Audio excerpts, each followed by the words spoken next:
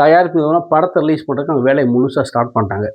இந்த நேரம் என்ன ஆச்சுன்னா, அவங்க திரும்ப படம் ரிலீஸ் நெருங்கிய கட்டத்தில் போய் தயாரிப்பு நிறுவனம் போய் எங்களுக்கு இன்னும் தணிக்கை சான்றிதழ் வரலைன்னு கேட்க, அவங்க அதுக்கு எந்த பதிலுமே சொல்லலை. ஏன் எப்படி சொல்லுவாங்க? நீங்கள் 2026 சட்டமன்ற தேர்தலில் தமிழ்நாட்டில் எங்கள் கூட்டணிக்கு நீங்கள் வந்தால் தானே உங்களுக்கு தணிக்கை சான்றிதழ் தருவோம். நீங்கள் தனித்து போட்டிடுறீங்க, எங்கள் ஓட்டை பிரிக்க பார்க்குறீங்க, உங்களுக்கு எப்படி தர முடியும்? இத்தனைக்கு எங்களை கொள்கை எதுன்னு வேற சொல்கிறீங்க. உங்களை விட்டுருவோமா? ஏன்னா உங்களை எங்கிட்டுமே லாக் பண்ண வழி இல்லை தம்பி. இந்த ஒரு விஷயத்தில் நம்ம லாக் பண்ணுறோன்னு சொல்லி தணிக்கைக்குழு 10 நாள் கழிச்சு போய் கேட்குறப்ப, இல்லை இன்னும் ரெடி ஆகலை, திரும்ப மறு ஆய்வுக்காக தணிக்கைக்கு அனுப்பப்பட்டுன்றாங்க.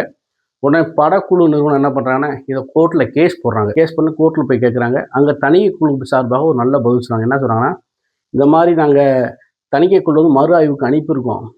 அங்கே பார்த்தா சில காட்சிகள் நீக்க வேண்டியது இருக்குது. அதனால் மறு ஆய்வு பண்ணிவிட்டு 2-3 நாள் கழிச்சு நாங்கள் தணிக்கை சான்றிதழ் கொடுப்போம்ன்ற மாதிரி சொல்கிறாங்க.